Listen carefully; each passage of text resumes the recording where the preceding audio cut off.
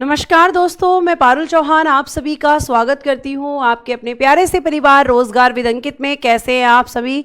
मेहर जी, प्रीति, प्रतीक, रोशनी, सलोनी, Prince, Shivani, Anshu, सात्विक, उसके बाद में वीरपाल, हिमांशु, गोविंद, प्रियंका, भावना, अंकित, सागर, चुनिंदा, कमलेश, सभी को मेरी तरफ से गुड आफ्टरनून, नमस्ते, राधे राधे, राम राम, शस्ति अकाल। प्यारे प्यारे बच्चों, कैसे हैं आप सभी?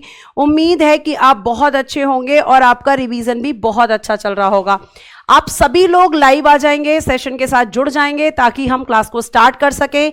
और बेटा, आप जानते हो कि आपका जो टॉपिक चल रहा है वो चल रहा है हाई कोर्ट। कौन सा टॉपिक चल रहा है आपका?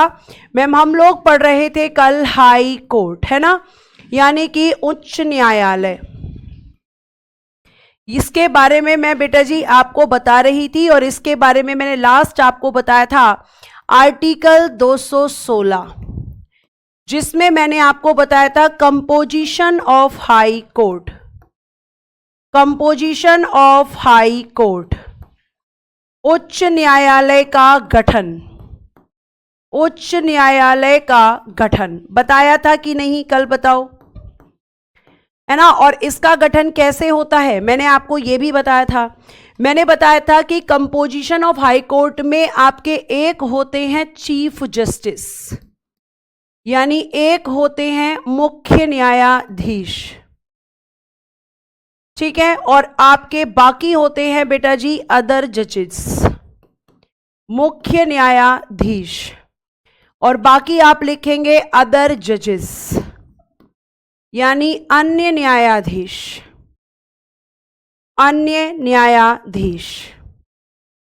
और जब हम अदर जजेस की यहां पर बात करते हैं तो मैंने आपको बताया था कि अन्य न्यायाधीशों की संख्या, अन्य न्यायाधीशों की संख्या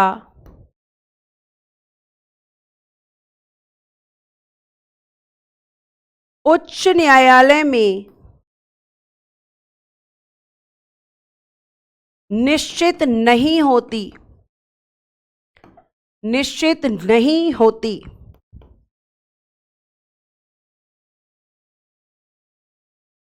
अदर नंबर ऑफ जजेस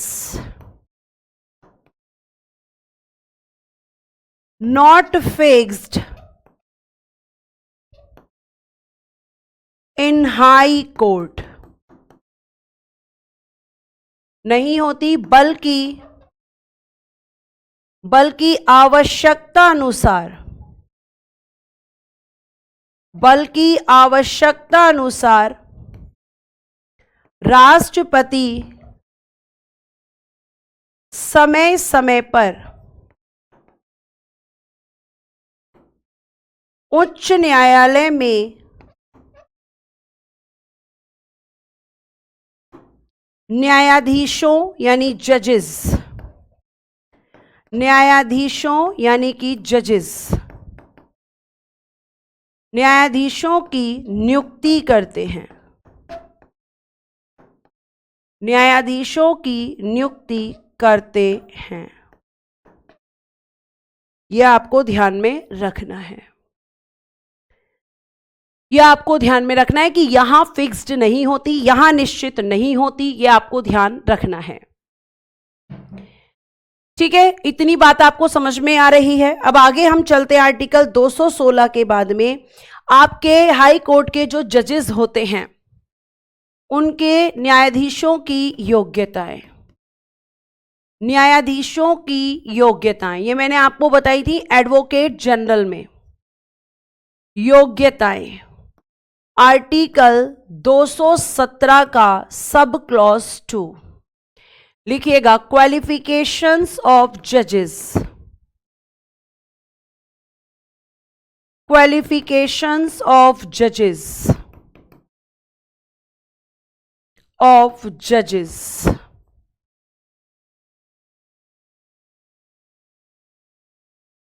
ठीक है। तो पहला क्या होगा? पहला मैम, भारत का नागरिक, यह कंपलसरी होता है, यानी citizen of India, citizen of India, ठीक है। दूसरा 10 वर्ष का अधिवक्ता यानी एडवोकेट, 10 वर्ष का अधिवक्ता का अनुभव, अनुभव मतलब एक्सपीरियंस। कहां पर होना चाहिए एक्सपीरियंस? उच्च न्यायालय में, उच्च न्यायालय में यानी हाई कोर्ट में। लेकिन अगर किसी के पास ये नहीं है तब क्या होगा? ठीक है, तब क्या होगा? तो आप लिखेंगे अथवा और। ठीक है, तो आपका नेक्स्ट होना चाहिए कि आपके पास में 10 वर्ष तक कोई भी न्यायिक पद धारण किया हो, कोई भी न्यायिक पद यानी जुडिशियल ऑफिस, कोई भी न्यायिक पद जुडिशियल ऑफिस धारण किया हो। तो इनमें से कोई एक आपके पास होना चाहिए। ये मैंने बेटा आपको कहां पढ़ाया था? मैंने बच्चा ये आपको पढ़ाया था एडवोकेट जनरल, महाधिवक्ता में, क्योंकि उसके पास भी वही क्वालिफिकेशन होनी चाहिए जो हाई कोर्ट के जज के पास होनी चाहिए। ठीक है, ये आपको ध्यान में रखना है। इतनी बात समझ में आई? क्वालिफिकेशंस तो मैंने आपको समझाई हुई है। अब न्यायाधीशों की नियुक्ति कैसे होती है, अपॉइंटमेंट कैसे होता है? अमित आप पढ़ सकते हैं, बिल्कुल पढ़ सकते हैं, लेकिन थोड़ी सी कंफ्यूजन इसलिए होती है क्योंकि यहां पे कुछ चीजें चेंज होती हैं। वहां पे बहुत कम चेंजेस के साथ चीजें थी, इसलिए दोनों को एक साथ पढ़ा दिया था। ठीक है, आप चाहें तो खुद से बना सकते हैं नोट्स, एक तरफ सुप्रीम कोर्ट एक तरफ हाई कोर्ट। आगे चलिए, आगे बच्चा अगर मैं बात करती हूं तो आप क्या लिखेंगे? न्यायाधीशों की नियुक्ति, न्यायाधीशों की नियुक्ति। यहां पर भी बच्चा कॉलेजियम सिस्टम ही काम करता है और ये दी गई है आर्टिकल 217 के सब क्लॉज 1 में, यानी अपॉइंटमेंट ऑफ जजेस, अपॉइंटमेंट ऑफ जजेस, न्यायाधीशों की नियुक्ति, अपॉइंटमेंट ऑफ जजेस। ठीक है, अपॉइंटमेंट ऑफ जजेस। अब यहां पे आप देखोगे कि सबसे पहले जब अपॉइंटमेंट की बात होगी तो हम देखेंगे मुख्य न्यायाधीश की, यानी चीफ जस्टिस जो होते हैं हाई कोर्ट में, चीफ जस्टिस। तो उनकी नियुक्ति कौन करता है? तो बेटा जी यहां पर भी देखेंगे आप राष्ट्रपति द्वारा, राष्ट्रपति द्वारा बाय द प्रेसिडेंट, राष्ट्रपति द्वारा बाय द प्रेसिडेंट। लेकिन बेटा जी राष्ट्रपति अपनी मर्जी से नहीं कर सकते, इनको लेनी होती है सलाह, इनको लेनी होती है एडवाइस। किस किस की? First chief justice of supreme court की, chief justice of supreme court, उच्चतम न्यायालय के, उच्चतम न्यायालय के मुख्य न्यायाधीश से, मुख्य न्यायाधीश से। और बेटा जी दूसरा आप देखेंगे यहां पर आपका state of governor, state of governor, राज्य के राज्यपाल से, राज्य के राज्यपाल से। दो लोगों से एडवाइस लेकर ये चीफ जस्टिस को अपॉइंट करते हैं हाई कोर्ट के। तो ये तो सिंपल हो गया, दो लोगों की एडवाइस, क्योंकि मैं आपको बोल चुकी हूं कि आपके प्रेसिडेंट जो हैं वो ज्यादातर काम एडवाइस पर ही करते हैं। सलाह पर ही करते हैं। अब आप बोलोगे कि जो जैसे आपने बताया है मैम, जैसे फॉर हम एग्जाम्पल यहां पे दे सकते हैं,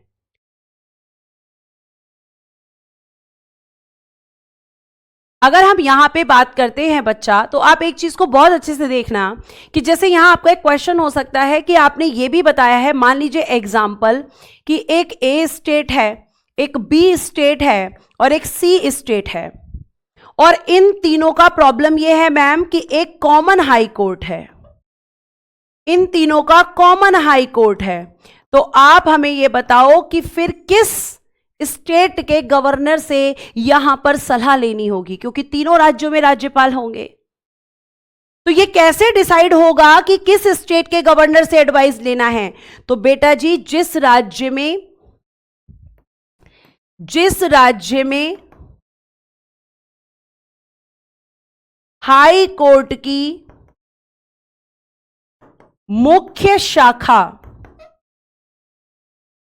यानी मेन ब्रांच होगी, मुख्य शाखा यानी main branch of high court, मुख्य शाखा होगी वहां के गवर्नर से, वहां के गवर्नर से।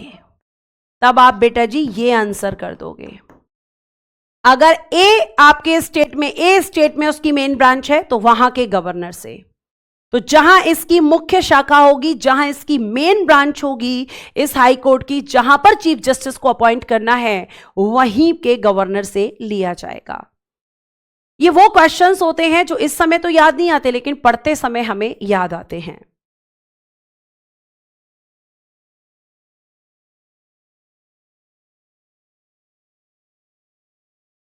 ठीक है, इतनी बात आपको ध्यान रखना है। प्रतीक चाहे आप उच्चतम न्यायालय कहें या सर्वोच्च न्यायालय कहें, बात एक ही होती है। उच्च न्यायालय और उच्चतम न्यायालय दोनों में अंतर होता है। ठीक है बेटा, आगे देखिए। अब यहां पे ये हो गया। अब हम देखेंगे अन्य न्यायाधीशों की नियुक्ति। अन्य न्यायाधीशों की नियुक्ति,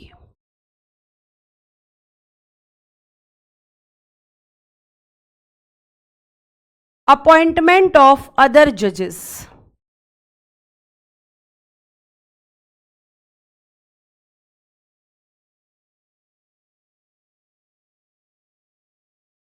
अपॉइंटमेंट ऑफ अदर जजेस,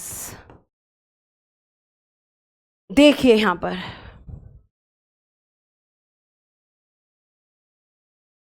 अदर जजेस की अपॉइंटमेंट कैसे होगी। देखो सेम आपका होगा बाय द प्रेसिडेंट, राष्ट्रपति द्वारा,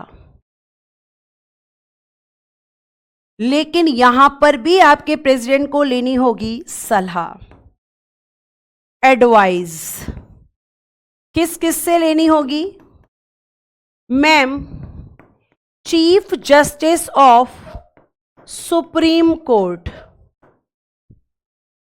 उच्चतम न्यायालय के मुख्य न्यायाधीश से, मुख्य न्यायाधीश से। ठीक है, और जो आपके chief justice of supreme court है, इनको भी एडवाइस लेनी होगी, इनको भी सलाह लेनी होगी। और ये सलाह किससे लेंगे?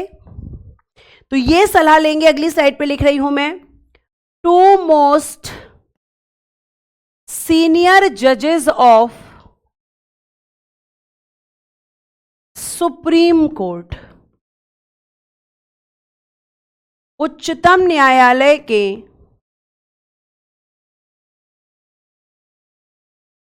दो वरिष्ठतम न्यायाधीशों से,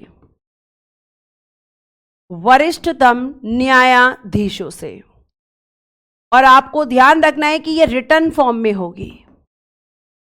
तो आपके प्रेसिडेंट किससे कंसल्ट करेंगे मैम? आपके प्रेसिडेंट कंसल्ट करेंगे बेटा जी चीफ जस्टिस से।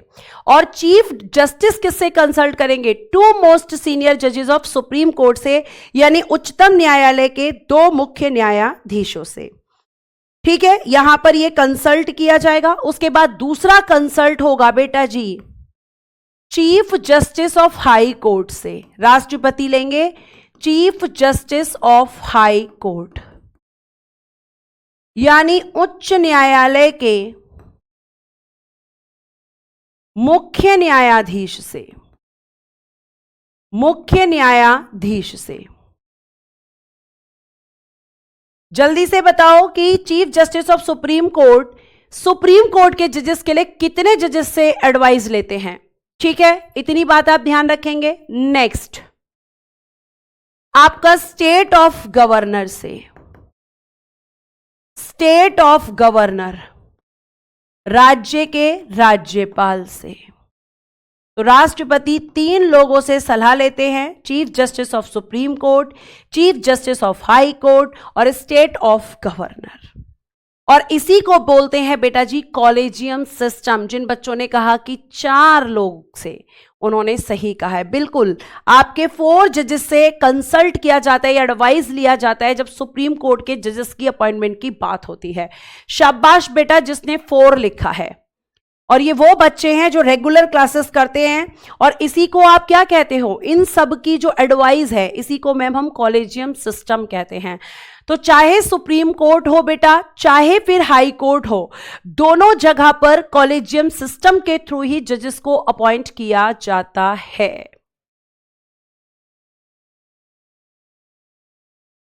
ठीक है, यह आपको ध्यान रखना है। अमन, यहां से दिक्कत होगी तो सब मैसेज करेंगे, केवल आपको नहीं होगी बेटा, फिर सबको होगी।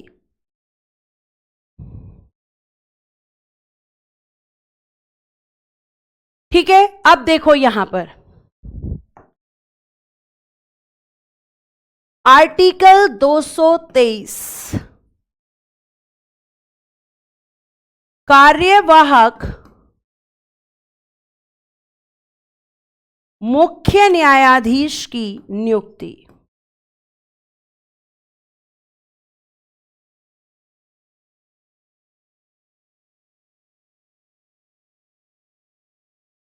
Appointment of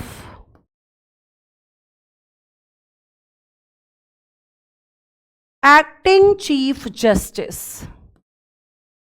acting chief justice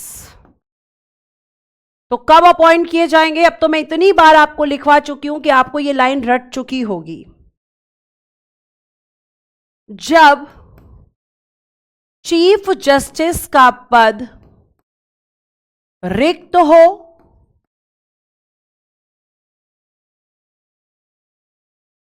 या वह अपने पद पर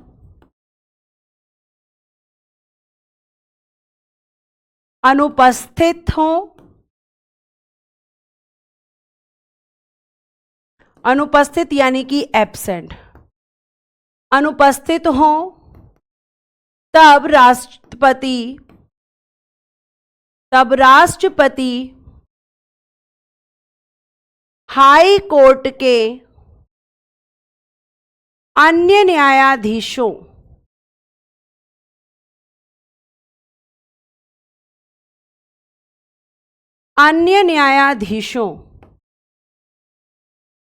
यानी अदर जजेस, अन्य न्यायाधीशों में से किसी एक को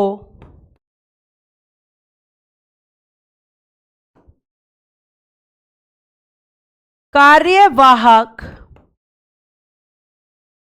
मुख्य न्यायाधीश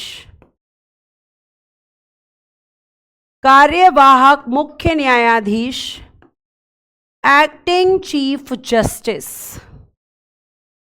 कार्यवाहक मुख्य न्यायाधीश एक्टिंग चीफ जस्टिस नियुक्त करते हैं।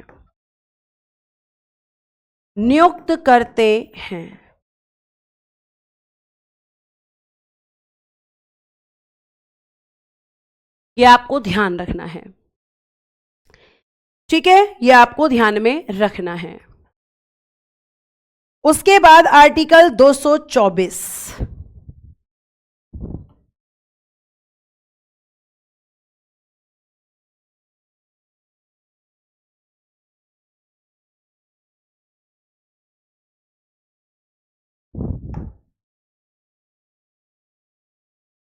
अपर न्यायाधीशों की नियुक्ति।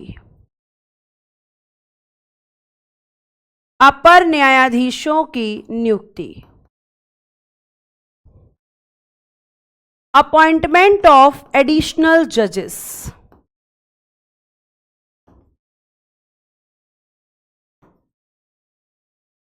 अपॉइंटमेंट ऑफ एडिशनल जजेस।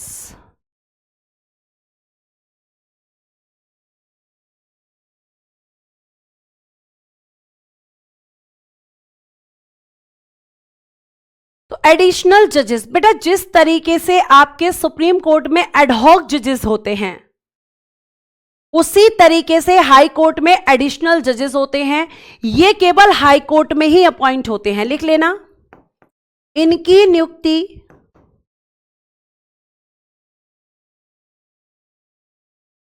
केवल हाई कोर्ट में होती है। हाई कोर्ट में होती है। क्यों होती है? तो ध्यान रखना, जब किसी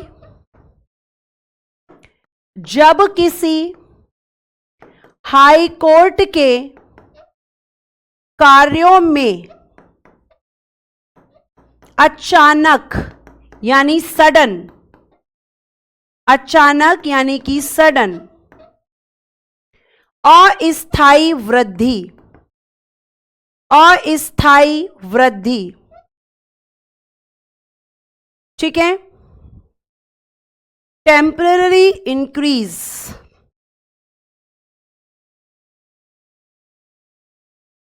अस्थायी वृद्धि होती है, तब जब किसी हाई कोर्ट के कार्यों में अचानक अस्थायी वृद्धि होती है, तब राष्ट्रपति ऐसे व्यक्ति को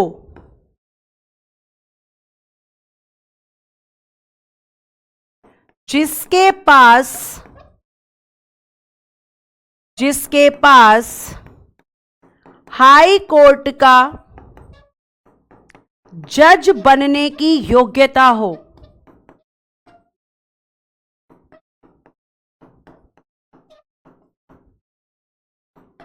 अपर न्यायाधीश नियुक्त करते हैं। अपर न्यायाधीश नियुक्त करते हैं। अभी मैं इसको समझाती हूं, अभी तो मैंने लिखा है आपका बस। अपर न्यायाधीश नियुक्त करते हैं, एडिशनल जजेस अपॉइंट करते हैं। देखो, आपके सुप्रीम कोर्ट में एडहॉक जजेस अपॉइंट होते हैं जब वहां पर कोरम कंप्लीट नहीं होता, लेकिन एडिशनल जजेस जो होते हैं वो तब अपॉइंट होते हैं हाई कोर्ट्स में जब, जैसे मान लीजिए एक हाई कोर्ट है ए, और इस ए हाई कोर्ट में अचानक से कार्यों में वृद्धि हो जाती है, अचानक से।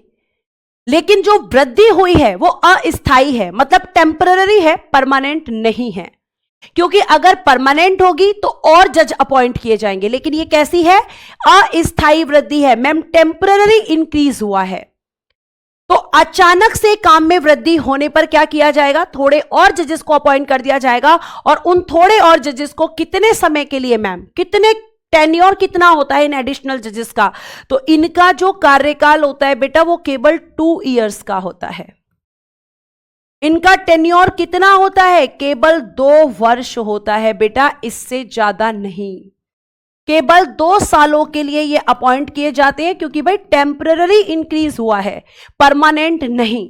अगर परमानेंट लगातार उसके कार्यों में वृद्धि रहेगी तब फिर राष्ट्रपति परमानेंट जजेस को अपॉइंट करेंगे, जो कि मैंने आपको बताया।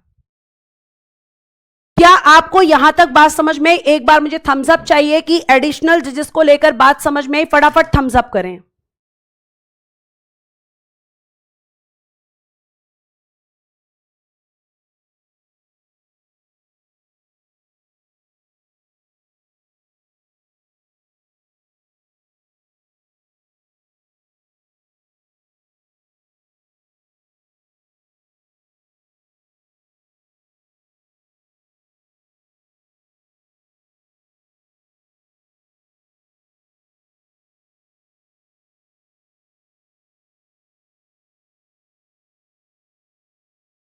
आ गई बात समझ में? चलो बहुत बढ़िया। तो ये केवल आपके कहां पर होते हैं? हाई कोर्ट में, अपर न्यायाधीश।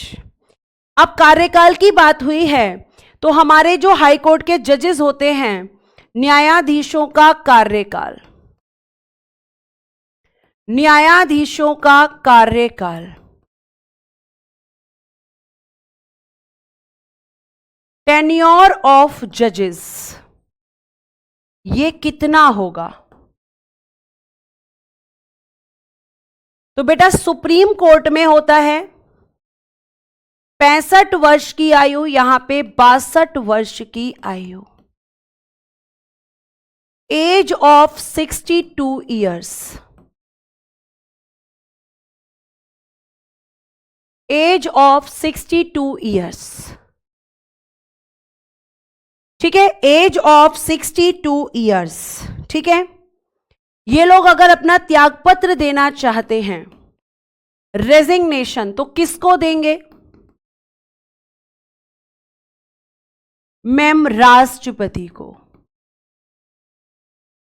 फिर अगर हम बात करें इनके हटाने की प्रक्रिया,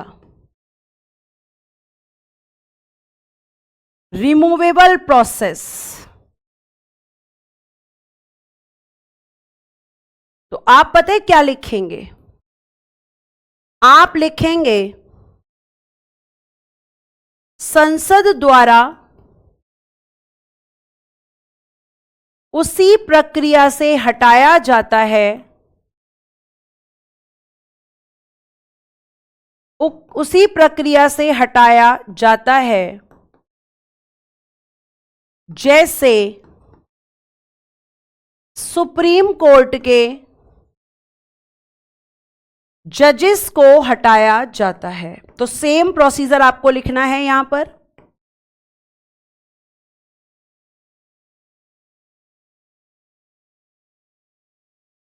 जो मैं आपको लिखवा चुकी हूं।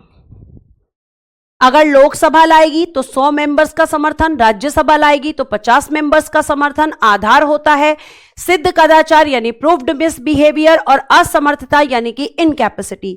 सब कुछ वही लिखना है जो आपने सुप्रीम कोर्ट में लिखा है, ठीक है। अनिकेत का क्वेश्चन आ रहा है, कल भी उन्होंने लिखा था बेटा जी, जस्टिस वी रामास्वामी। अनिकेत ने कहा कि आपने बताया कि जो सुप्रीम कोर्ट के जजेस हैं उनमें से किसी को भी अभी आपका रिमूवेबल प्रोसेस के थ्रू नहीं हटाया गया है। रिमूवेबल प्रोसेस किसी पर भी सक्सेसफुल नहीं हुआ है, लेकिन कौन से ऐसे आपके मुख्य न्यायाधीश थे जिन पर आपका रिमूवेबल प्रोसेस लगा था, मतलब उनको हटाने की प्रक्रिया शुरू हुई थी लेकिन वो सक्सेसफुल नहीं हुई थी? तो justice V Ramaswamy supreme court के वो जज थे जिन पर प्रक्रिया की शुरुआत तो हुई थी, जिन पर प्रक्रिया की शुरुआत तो हुई थी लेकिन वो सक्सेसफुल नहीं हो पाया था। लिख दीजिएगा जस्टिस वी रामास्वामी आपके chief justice of supreme court. ऐसे वो पहले आपके मुख्य न्यायाधीश थे जिन पर आपका रिमूवेबल प्रोसेस लगा था। आप लिख लेना इसको, ठीक है। 1 मिनट में चेक कर लेती हूं, जस्ट अ मिनट।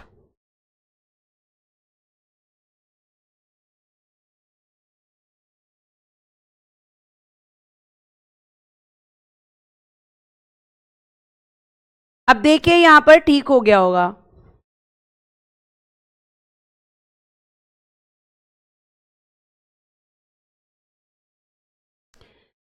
ठीक है,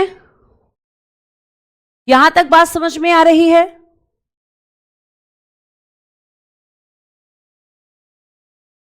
तो ये हटाने की प्रक्रिया सेम वही होती है, ये आपको ध्यान में रखना है। अब आते हैं शपथ, ओथ। आर्टिकल 219,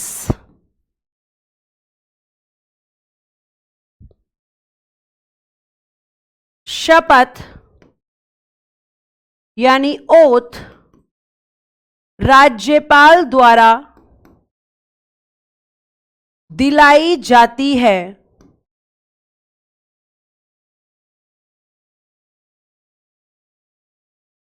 अनुसूची यानी शेड्यूल, अनुसूची 3 के अनुसार, अकॉर्डिंग टू शेड्यूल 3। न्यूनतम आयु नहीं होती है बेटा इनकी, न्यूनतम आयु नहीं होती है।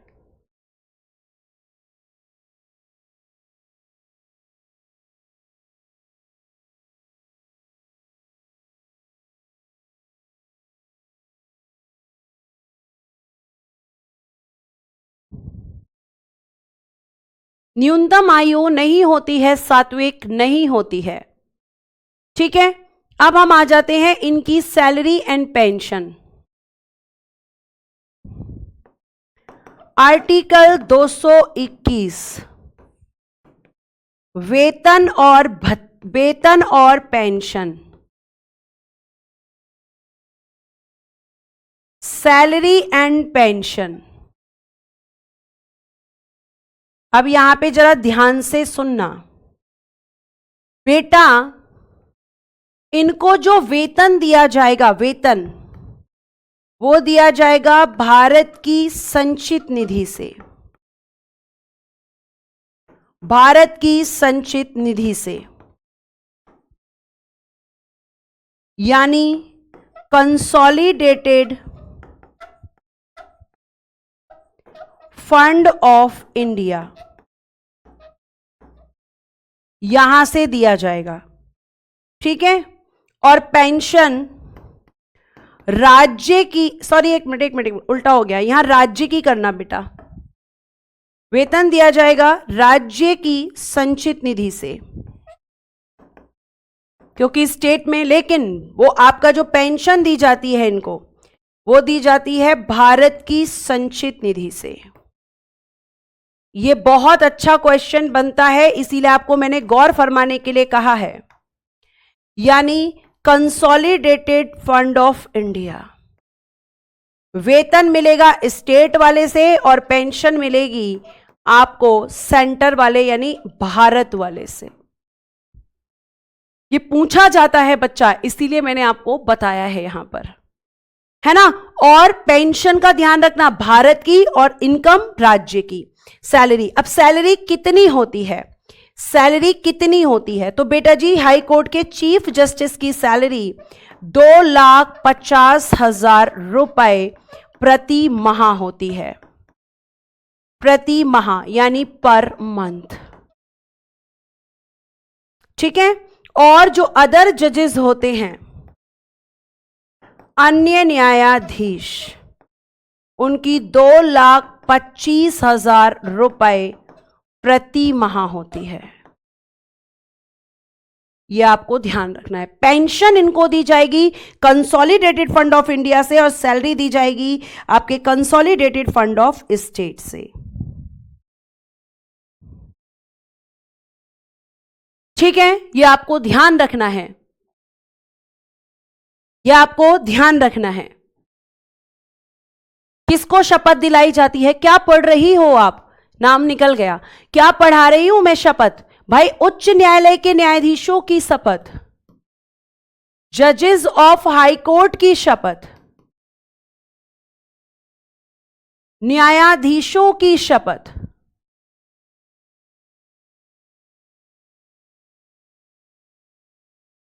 उच्च न्यायालय के न्यायाधीशों की शपथ। बेटा प्लीज फोकस किया करो पढ़ने के समय, आपको यही पता नहीं चल रहा कि किसकी शपथ, और मैं आपको हाई कोर्ट पढ़ा रही हूं।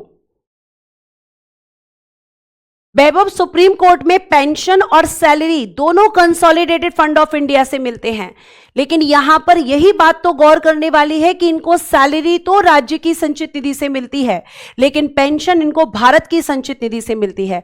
सुप्रीम कोर्ट में बेटा जी ये आपको ध्यान रखना है कि दोनों ही, पेंशन भी और सैलरी भी, कंसोलिडेटेड फंड ऑफ इंडिया से ही मिलती है। और आपका जो पेंशन होती है वो कितनी होती है, तो जैसे कोई व्यक्ति रिटायर होता है तो उसकी जो लास्ट सैलरी होती है उसका 50% उसको एज अ पेंशन दिया जाता है।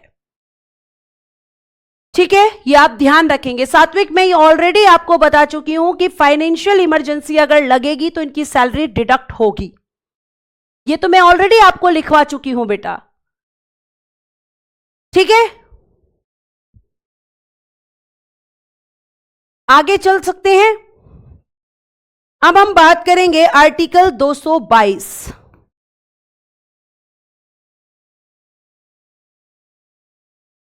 उच्च न्यायालय के न्यायाधीशों का स्थानांतरण। न्यायाधीशों का स्थानांतरण।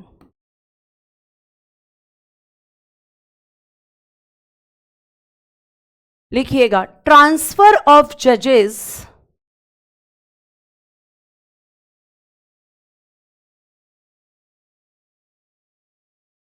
ट्रांसफर ऑफ जजेस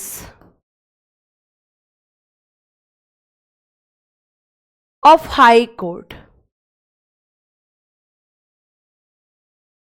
न्यायाधीशों के, उच्च न्यायालय के न्यायाधीशों का स्थानांतरण। इसका मतलब क्या है? एग्जाम्पल ले लो बेटा।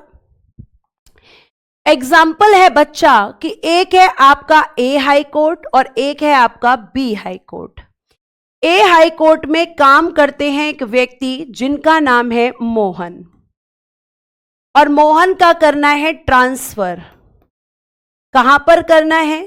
तो मैम बी हाई कोर्ट में इनका ट्रांसफर करना है।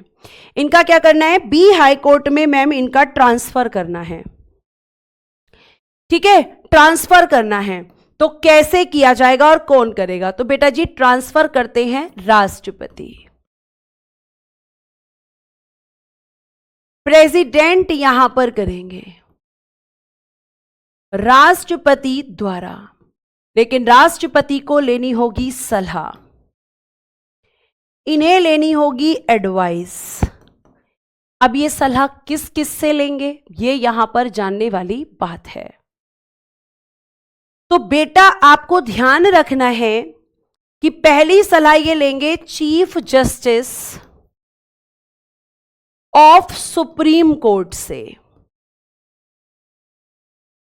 यानी सुप्रीम कोर्ट के मुख्य न्यायाधीश से।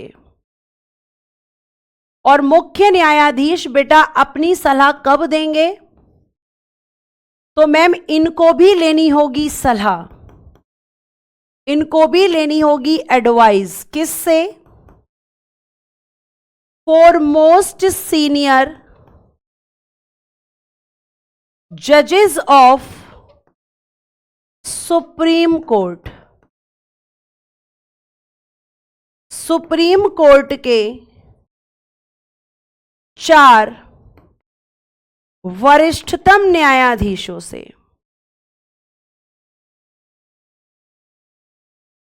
4 वरिष्ठतम न्यायाधीशों से इनको भी लेनी होगी सलाह। फिर आपके राष्ट्रपति एक सलाह लेंगे chief justice of high court. Chief justice of high court कौन सा हाई कोर्ट? जहां से ट्रांसफर करना है, यानी ए हाई कोर्ट के चीफ जस्टिस से। अगेन लिखेंगे chief justice of high court, तो यहां लिखना जहां से ट्रांसफर करना है, जहां से ट्रांसफर करना है। एक तो उस हाई कोर्ट के चीफ जस्टिस से, और बेटा जी जहां पर ट्रांसफर करना है उस चीफ जस्टिस के, उस हाई कोर्ट के चीफ जस्टिस से। तो ये यहां पर लेंगे और उसके बाद यहां पे आपके जज का क्या होता है? ट्रांसफर हो जाता है, ट्रांसफर हो जाता है। इतनी बात समझ में आई? तो यहां पर भी सलाह से ही ये काम करेंगे, ठीक है। उसके बाद बेटा अगर हम आगे बात करते हैं तो आगे आपका एक आर्टिकल है, आर्टिकल 220। और इसमें क्या है? इसमें है मैम न्यायाधीशों पर प्रतिबंध। restriction on judges,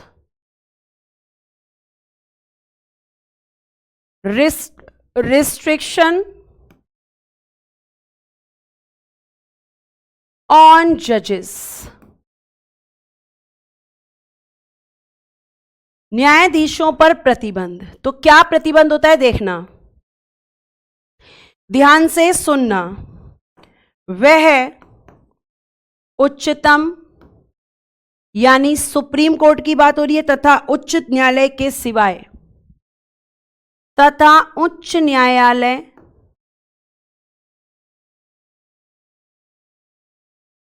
यानी सुप्रीम एंड हाई कोर्ट, वह उच्चतम तथा उच्च न्यायालय के सिवाय किसी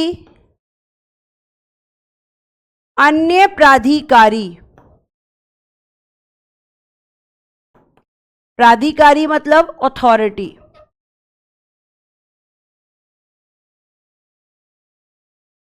वह उच्चतम तथा उच्च न्यायालय के सिवाय किसी अन्य प्राधिकारी या न्यायालय के समक्ष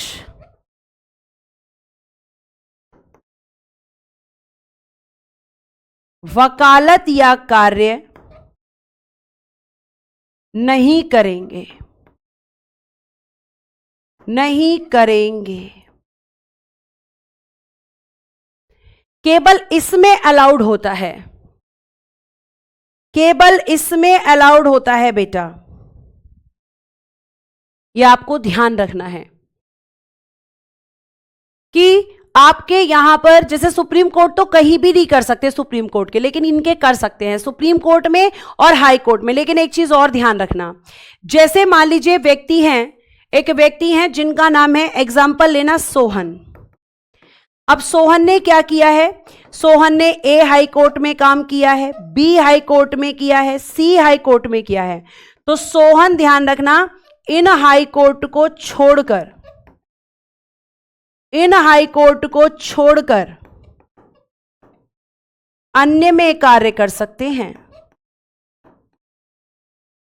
इनमें नहीं करेंगे दोबारा से। यह भी रिस्ट्रिक्शन होता है, रिस्ट्रिक्शंस लगते हैं आफ्टर रिटायरमेंट, आफ्टर रिटायरमेंट।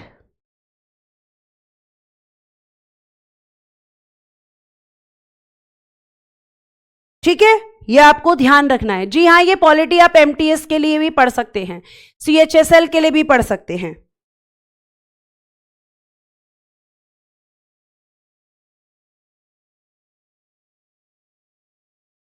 ठीक है, तो ये भी गौर फरमाना कि वही हाई कोर्ट में काम करेंगे जहां पे इन्होंने कभी काम नहीं किया। अगर पहले कर चुके हैं तो उन्होंने हाई कोर्ट्स में दोबारा नहीं कर सकते। ये बहुत अच्छी मतलब ध्यान रखने वाली बात है। आगे हम उच्च न्यायालय की शक्तियां, उच्च न्यायालय की शक्तियां,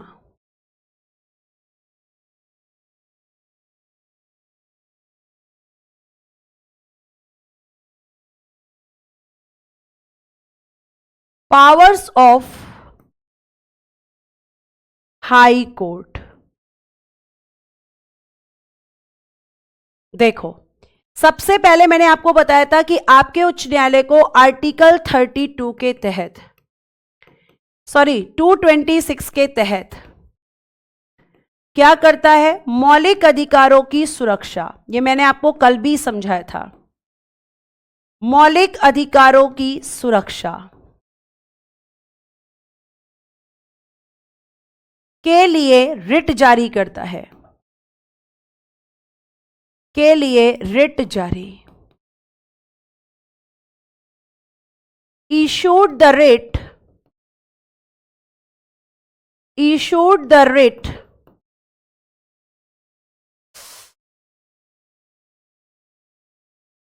issued the writ for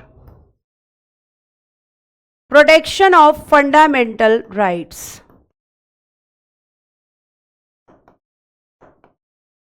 ठीक है, उसके अलावा इसको न्यायिक पुनर्विलोकन की भी शक्ति होती है। यानी ये क्या कर सकता है? According to article 13 judicial review 13 न्यायिक पुनर्विलोकन करने की शक्ति भी इसके पास होती है। ठीक है, आपके हाई कोर्ट के पास में आर्टिकल 215 के अनुसार ये होता है कोर्ट ऑफ रिकॉर्ड, अभिलेख न्यायालय। मैं ये कल आपको सब बता चुकी हूं। Court of record, court of record, ये सब मैं आपको बता चुकी हूं। नेक्स्ट, इसके पास में भी होता है अपीलीय क्षेत्राधिकार, अपीलीय क्षेत्राधिकार, एपीलेट जुरिस्डिक्शन, एपीलेट जुरिस्डिक्शन। अब ध्यान से देखना, एपीलेट जुरिस्डिक्शन, अपीलीय क्षेत्राधिकार,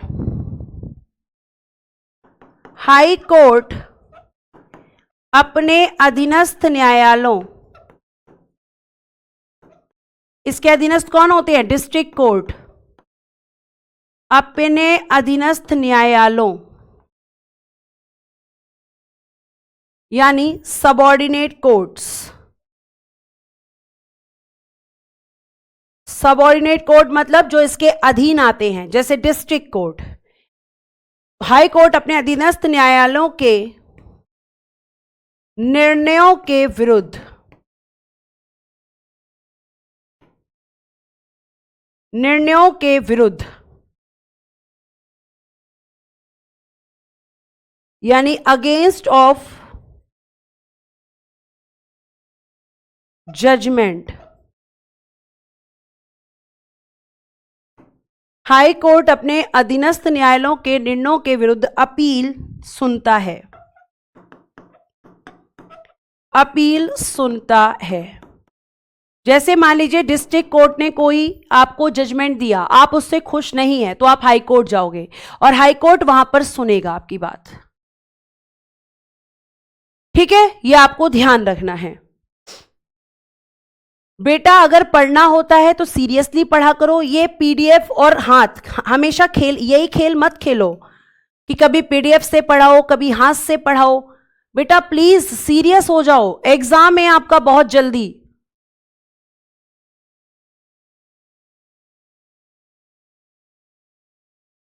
ठीक है, अब किस किस मामले में अपील हो सकती है? देखो, अपील सुनता है तो अपील किस किस मैटर में हो सकती है? तो मैम फौजदारी मामले, इनकी सुनवाई ये कर सकता है। आपराधिक मामले, अभी इंग्लिश भी लिखूंगी बेटा, ठीक है। और बेटा जी राजस्व मामले, राजस्व मामले, फौजदारी मतलब सिविल मैटर्स,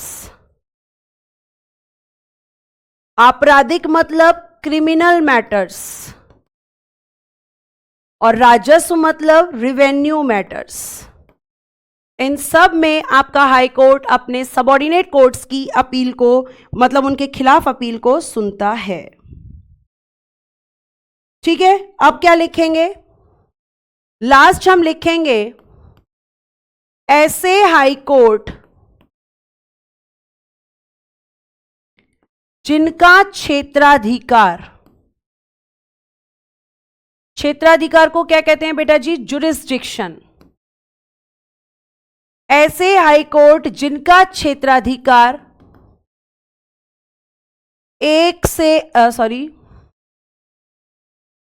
दो या दो से अधिक राज्यों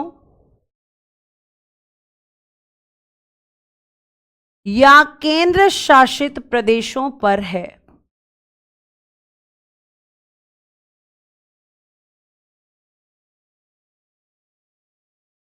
या केंद्र शासित प्रदेशों पर है।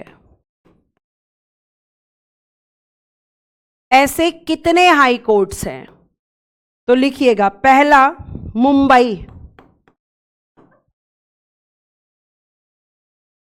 गोवा दादर नागर हवेली, गोवा दादर नागर हवेली एंड दमन द्वीप, और बेटा जी महाराष्ट्र। यानी 2 राज्यों का और एक केंद्र शासित प्रदेश का कॉमन हाई कोर्ट है, जिसे हम कहते हैं मुंबई हाई कोर्ट। ठीक है हरिंदर बेटा, मैंने अभी बताया है कि उच्च न्यायालय के हाई कोर्ट के जजेस का टेन्योर एज ऑफ 62 ईयर्स होता है। इसमें ईयर्स नहीं होते बल्कि एज होता है। इतनी बात समझ में आ रही है? आगे देखिए, दूसरा लिखेंगे कोलकाता।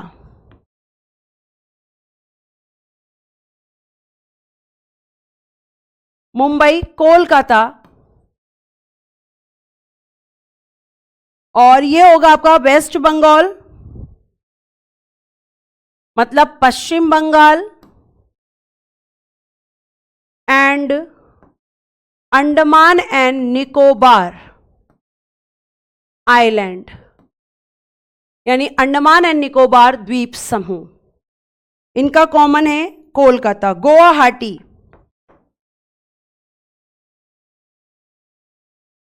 गुवाहाटी, असम नागालैंड,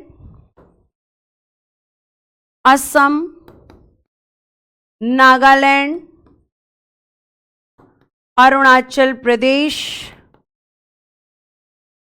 और मिजोरम, मिजोरम। ठीक है, उसके बाद नेक्स्ट केरल।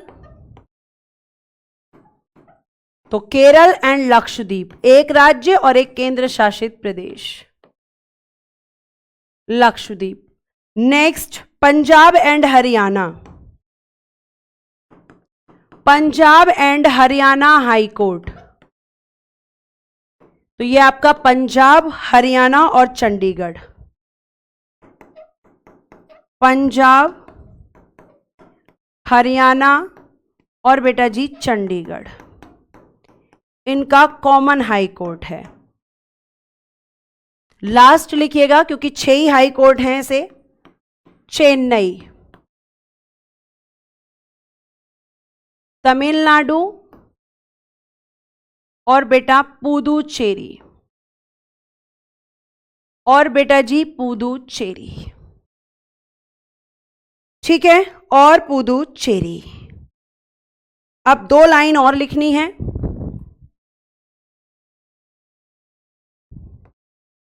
दो 2013 में स्थापित हाई कोर्ट कौन से थे? क्योंकि 3 हाई कोर्ट एक साथ आपके 2013 में इस्टेब्लिश हुए थे। फर्स्ट इज मेघालय, 23 मार्च 2013 को, और ये आपके देश का 22वां हाई कोर्ट था, 22वां हाई कोर्ट। ठीक है, मेघालय। दूसरा मणिपुर, 25 मार्च 2013। तीसरा त्रिपुरा, 26 मार्च 2013, ये था 23वां, ये था बेटा जी 24वां, और आपका 25वां बना है, 25वां है आपका अमरावती में, और कार्य प्रारंभ किया है, कल भी मैंने आपको बताया था, 1 जनवरी 2019। तो वर्तमान में कितने हाई कोर्ट हैं? मैं वर्तमान में 25 हाई कोर्ट हैं, और 2 फैक्ट लिखवा रही हूं, लिखिएगा।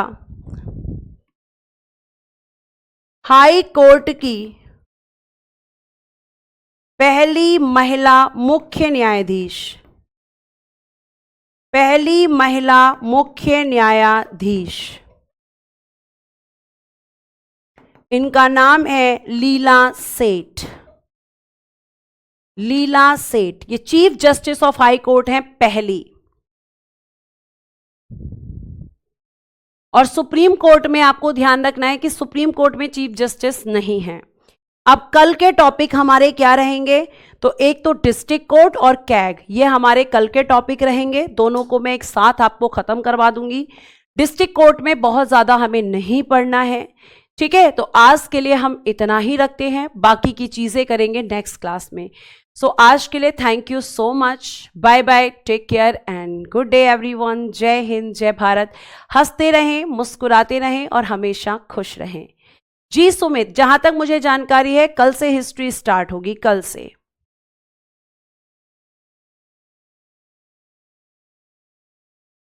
मेरी क्लास होगी कल भी और हिस्ट्री भी स्टार्ट होगी। मैं इस संडे अपनी क्लास को क्लोज करूंगी, ठीक है। अगर नहीं होगी तो भी इन्फॉर्म किया जाएगा, फिर मैं संडे टू संडे ही लेकर करूंगी।